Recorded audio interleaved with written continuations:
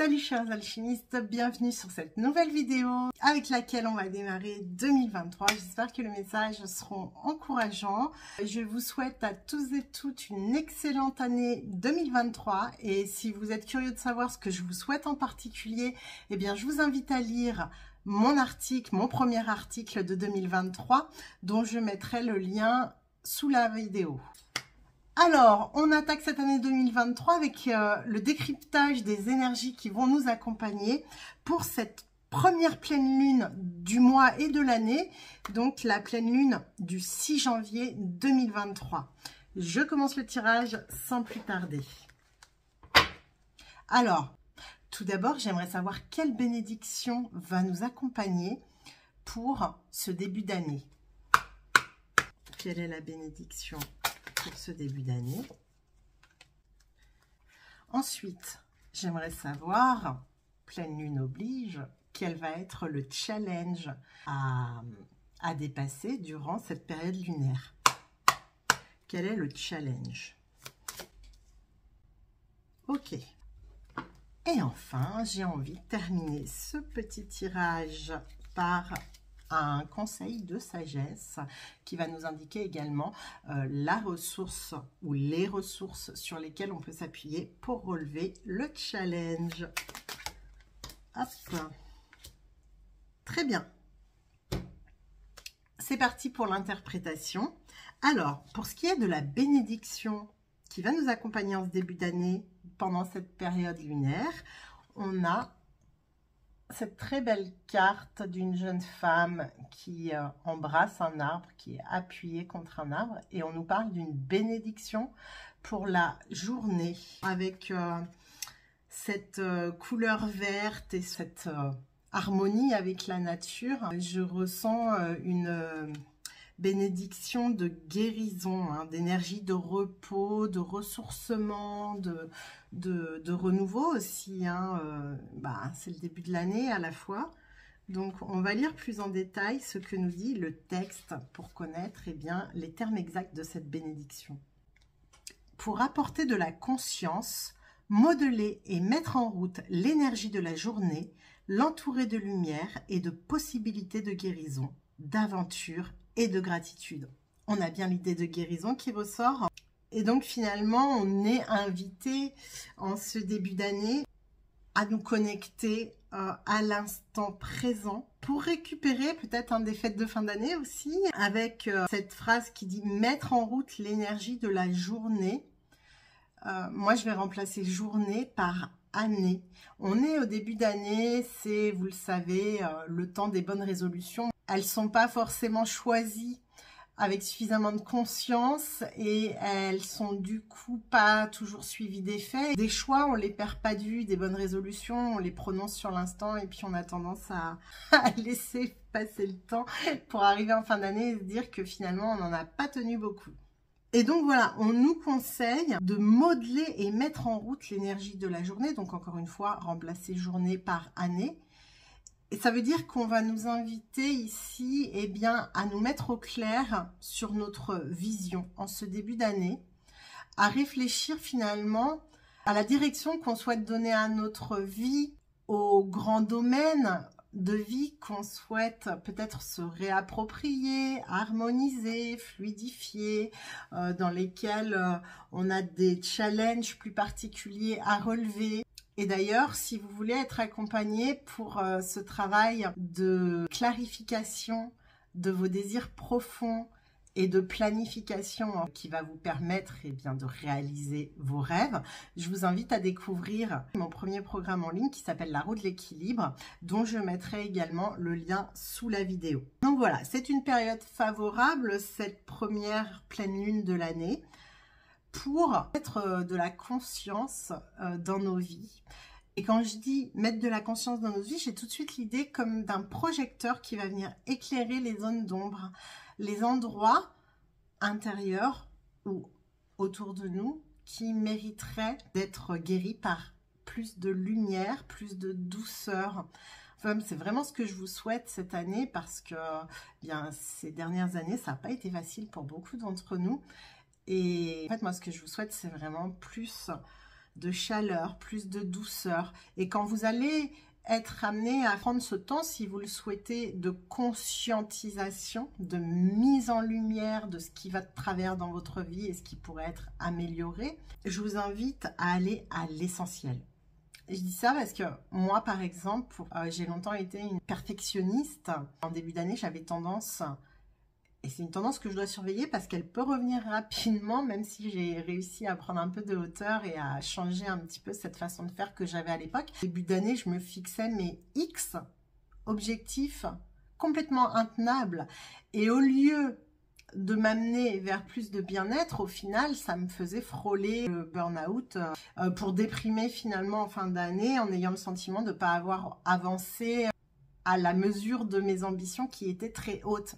Et en fait, en gagnant en amour de moi, en travaillant sur moi et sur cette tendance qui était un petit peu de l'auto-sabotage finalement, inconsciemment, ben, j'ai réussi à être beaucoup plus douce avec moi-même, beaucoup plus bienveillante dans la fixation de mes objectifs et à aller vers l'essentiel. C'est-à-dire que j'ai appris à prendre vraiment de la hauteur et à considérer, et je vous invite à faire la même chose parce que c'est vraiment important d'avoir une vision globale. Qu'est-ce que globalement vous voulez expérimenter dans votre quotidien? Comment vous voulez vous sentir la plupart du temps? Ça ne veut pas dire qu'il n'y aura pas des épreuves, ça ne veut pas dire qu'il n'y aura pas des coups de moins bien, des égarements et tout ça, mais dans l'ensemble, pensez vraiment global. Qu'est-ce que vous voudriez plus que tout, l'essentiel pour cette année 2023?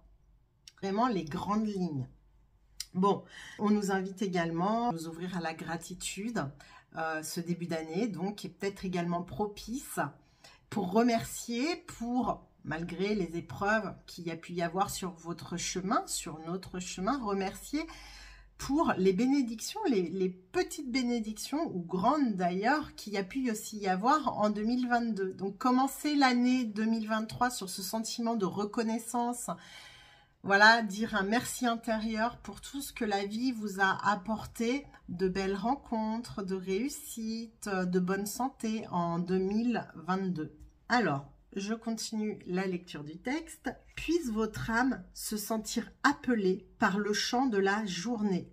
Encore une fois, moi je remplace chant de la journée par chant de l'année. Donc vraiment une connexion à votre âme en ce début d'année, à votre âme, à votre conscience, à votre esprit supérieur.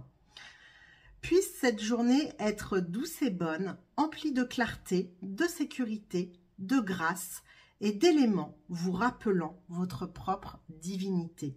Alors c'est vraiment ce que je disais, hein. Je vous souhaite beaucoup de douceur et de clarté en ce début d'année. De sécurité aussi parce que quand on a une vision claire de ce qu'on a à faire, de là où on veut aller, de ce qu'il y a à modifier et qu'on a un minimum d'amour et de confiance en soi, on augmente en sentiment de sécurité. On part sur des énergies positives pour amorcer cette nouvelle année et on se reconnecte à notre pouvoir créateur et donc à notre propre divinité. Donc ça va être vraiment un début d'année placé sous la reconnexion spirituelle et le pouvoir qu'on a de créer une vie à notre image. Puissent les gens que vous rencontrez aujourd'hui faire preuve de générosité d'esprit, d'hospitalité et d'accueil, d'ouverture et de sincérité dans toutes leurs interactions.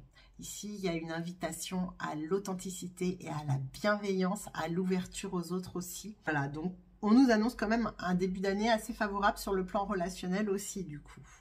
Puisse le ciel être rempli de bleu et de blanc.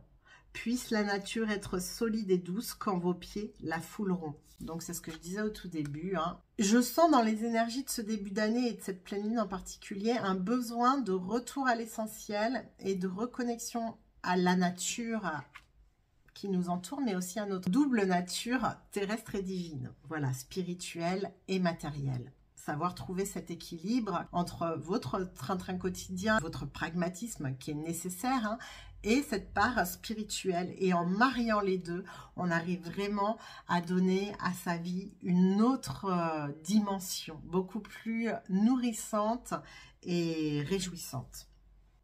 Puisse la pluie tomber en douceur pour la nourrir et les arbres vous murmuraient les secrets que vous avez besoin de connaître.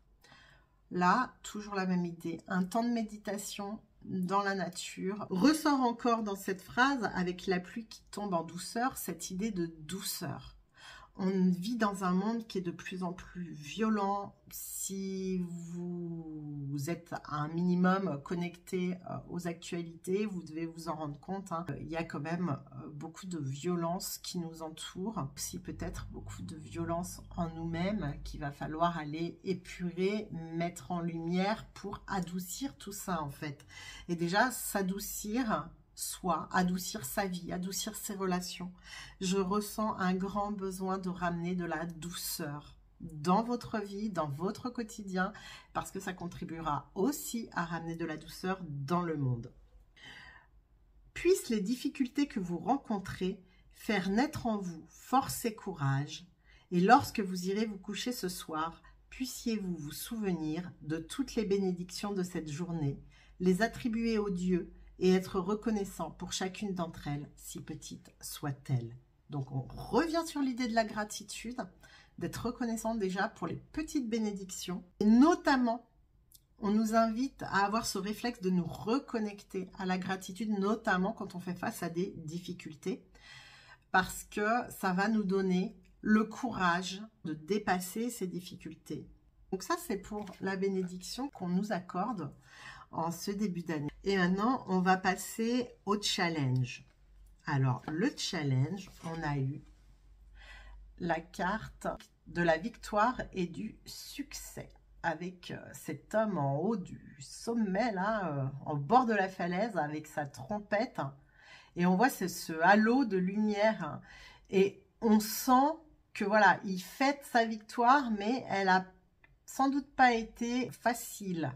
Alors, le texte nous dit « De bonnes nouvelles sont en vue. Les qualités de cette carte positive sont l'achèvement, la victoire et le succès qui suivent souvent une période difficile. » Et là, comme on est dans le challenge, on nous dit que le message, c'est voilà, vous avez peut-être rencontré beaucoup de difficultés ces derniers temps, mais vous n'êtes pas loin de l'achèvement, vous n'êtes pas loin de l'accomplissement, vous n'êtes pas loin de votre succès. Alors surtout, ne renoncez pas maintenant, ne vous découragez pas, ne baissez pas les bras. Restez dans une attitude positive parce que derrière ces épreuves, derrière ces difficultés, il y a le succès qui vous attend. Voilà ce que j'entends. Donc, c'est une invitation, ce challenge, à rester optimiste et persévérant, même dans l'adversité, même dans les difficultés. Et je sais ô combien ça peut être difficile quand vraiment on a un ras-le-bol de ce qui ne va pas et qu'on se laisse emporter par notre mental et nos pensées négatives. Ça peut être compliqué, notamment face aux grands défis de la vie, et même parfois aux petits, de rester dans cette attitude optimiste et volontaire. Et c'est pourtant le challenge, justement, ce que va nous faire travailler cette pleine lune du 6 janvier 2023, ça va être ça, notre capacité à aller au-delà des difficultés, à persévérer. Et voilà, on nous parle vraiment d'un triomphe qui va arriver et qui sera reconnu par de nombreuses personnes autour de vous. Des personnes qui vont vous respecter, qui tenteront peut-être même de suivre votre exemple. La carte dit, vous avez travaillé dur et consacré beaucoup d'efforts pour en arriver au point où vous en êtes actuellement. Vous avez acquis beaucoup de sagesse et avez mûri de bien des façons. Donc là, c'est un petit message d'encouragement de nos guides. Et encore une fois, si vous n'avez pas encore fourni tous les efforts nécessaires, on reconnaît là-haut que vous avez déjà fourni beaucoup d'efforts et que vous êtes plus très loin de récolter les fruits de vos efforts. Donc surtout, laissez pas tomber.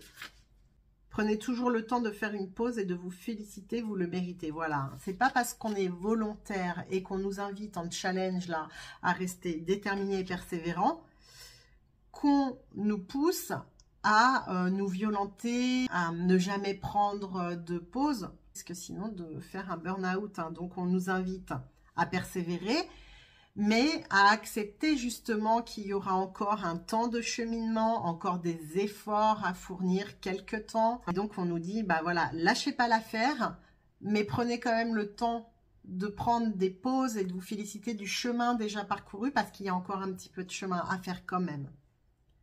Autre défi avec cette carte, on nous dit de dompter notre ego et de ne pas perdre de vue qui nous sommes réellement. Et justement, si on associe les deux cartes là, cette carte-là, hein, avec cette connexion à la nature et à notre nature divine, avec ces énergies de guérison, de méditation, de gratitude pour l'instant présent, eh ben, on se reconnecte à qui on est réellement.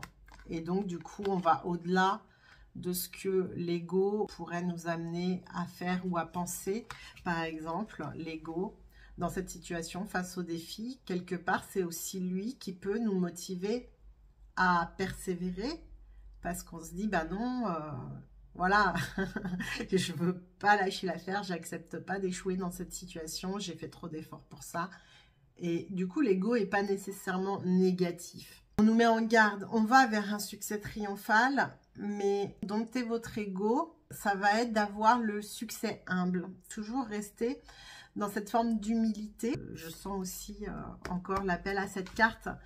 Vous avez fait beaucoup d'efforts, vous avez triomphé, mais vous avez été aussi guidé et accompagné par d'autres êtres humains, mais aussi par les plans subtils pour avancer sur ce chemin. Donc, c'est pas juste vous, petit personnage, c'est vous, bien sûr, mais avec des forces plus grandes que vous aussi, ne serait-ce que la force de votre âme. Cette victoire peut être utilisée comme un outil d'apprentissage pour l'avenir. Donc, justement, ayez l'humilité, vous reposez pas sur vos lauriers une fois la victoire acquise, et on nous dit bien, hein, avec cette carte challengeante, qu'il y aura encore quelques efforts à fournir. Rappelez-vous de rester humble, parce que c'est qu'une étape sur le chemin, c'est qu'un palier, c'est qu'un tremplin vers d'autres victoires ensuite, et elle vous servira de leçon. Soyez conscient que si vous avez réussi à travers cette période difficile, vous pouvez tout accomplir. Ce sera ça la leçon à vous rappeler après cette victoire que vous aurez largement méritée, parce que vous aurez fait beaucoup d'efforts pour. De vous rappeler que si vous avez réussi ça, plus tard, quand vous vous retrouverez à nouveau challengé par la vie, par les circonstances, vous vous rappelez de cette victoire qui vous a tant coûté d'efforts et vous dire, bon ok, si j'ai réussi à traverser tout ça à l'époque, je peux le refaire maintenant et je peux tout accomplir, tout dépasser si je m'en donne les moyens, tout en prenant le temps, encore une fois, d'apprécier le chemin, de se reposer, de se reconnecter et de s'apporter de la douceur. Et enfin, le message de sagesse, la ressource. Nous avons la carte que j'adore du corbeau. Voilà, la carte du corbeau qui nous parle de communication, d'intelligence et de magie. On nous dit « J'exprime ma vérité avec courage et j'occupe la place qui me revient ». Bah, franchement, pour moi, c'est la synthèse de ces deux cartes où là, on nous invite à nous reconnecter à notre vérité intérieure et à avoir le courage de dépasser les difficultés. Et donc, en fait, pour ça, c'est bon de se reconnecter à notre magie. Je vous lis plus en détail le texte. Votre voix intérieure vous parle. Pour l'écouter, il faut prendre ces temps de pause, de reconnexion, de méditation. Ça sert à... Honnêtement, je juge pas parce que j'ai longtemps été comme ça, vraiment tête dans le guidon, à enchaîner X tâches, X objectifs, sans jamais prendre le temps d'apprécier le chemin parcouru et au point parfois de m'en rendre malade ou de générer en tout cas un stress, un niveau de stress qui n'était pas sain en fait, hein. Et là maintenant j'ai plus du tout le même rapport aux tâches, aux obligations. Je suis toujours très déterminée dans mes objectifs, mais je m'organise pas du tout pareil, j'ai pas la même vision des choses. Et surtout pour moi la priorité c'est toujours de faire ce travail de clarification de mes objectifs, de ce que je veux vraiment vivre, voilà, dans un temps de calme et de méditation, avant bien, de mettre en route les efforts qui vont me permettre d'arriver au sommet de la falaise. Donc, pensez à votre vérité et à comment l'exprimer avec clarté et sagesse. Autorisez-vous à prendre la parole sans vous juger ou faire votre autocritique. Et là, encore une fois, on insiste à me faire passer ce message. Il y a vraiment l'idée d'avoir de la bienveillance et de la douceur envers soi-même en ce début d'année. Se juger ou faire son autocritique en permanence, ça ne peut que desservir. C'est pas ça l'amour de soi. Et du coup, bon, C'est pas comme ça qu'on va aller vers l'épanouissement. Votre voix a plus de poids que vous ne l'imaginez, et même si vous ne le reconnaissez peut-être pas toujours, les autres vous entendent. Il y a quand même une thématique relationnelle en ce début d'année qu'on met en lumière avec cette pleine lune du 6 janvier. Il y a vraiment le rapport de vous à vous et de vous aux autres. Et en fait, l'idée, ça va être d'aller vers plus de douceur dans les deux cas. Et de savoir que les autres ne sont pas nécessairement vos ennemis, ne sont pas nécessairement vos adversaires. Osez vous exprimer librement et de façon authentique face aux autres, parce qu'en fait, les autres vous estiment, vous entendent et vous respectent plus que vous ne le pensez. Vos paroles engendrent des énergies créatives qui s'accumulent et qui manifestent votre vérité. Parlez-vous en accord avec ce que vous souhaitez créer ? Eh bien, ça, c'est la question à vous poser. Quand vous allez prendre ce temps, j'espère que vous le ferez, mais vous êtes absolument libre de ne pas le faire. Mais quand vous prendrez ce temps de début d'année pour vous projeter à la fin de l'année 2023 et voir ce que vous aimeriez avoir expérimenté, accompli, quel genre d'année vous voulez vivre en fait, posez-vous la question de savoir si cette projection, ces objectifs correspondent bien à qui vous êtes profondément. Est-ce que ça vous fait bien vibrer? Et là encore, je vous renvoie à mon programme La Roue de l'équilibre parce que j'ai conçu ce programme pour aider les gens à aller vers des objectifs qui leur ressemblent vraiment et à s'affirmer dans leur particularité, leur authenticité pour qu'ils puissent trouver vraiment les objectifs qui correspondent à leur vibration. On est tous différents là-dessus. On va pas tous avoir les mêmes priorités, le même système de valeurs, les mêmes croyances, les mêmes objectifs. Et finalement, au-delà de réaliser un certain nombre d'objectifs, j'accompagne les gens à se reconnecter à leur être profond. Et c'est surtout un chemin vers l'amour de soi, en fait, auquel j'invite à travers ce programme. Donc, n'hésitez pas à prendre la parole et à vous exprimer. Prenez la place qui vous revient. Avec ce triomphe, cette reconnaissance. N'hésitez pas à révéler au monde qui vous êtes vraiment, ce qui vous tient à cœur, qui vous êtes, quel est le message que vous voulez porter au monde.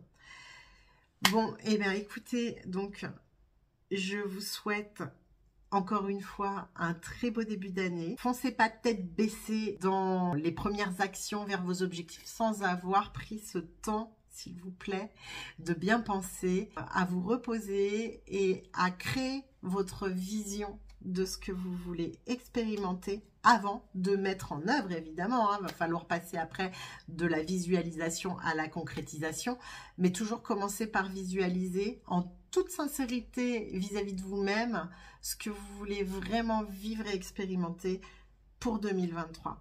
Et ensuite, vous pourrez choisir de poser des actions qui vont vous rapprocher au fur et à mesure de l'année vers la réalisation de ces objectifs.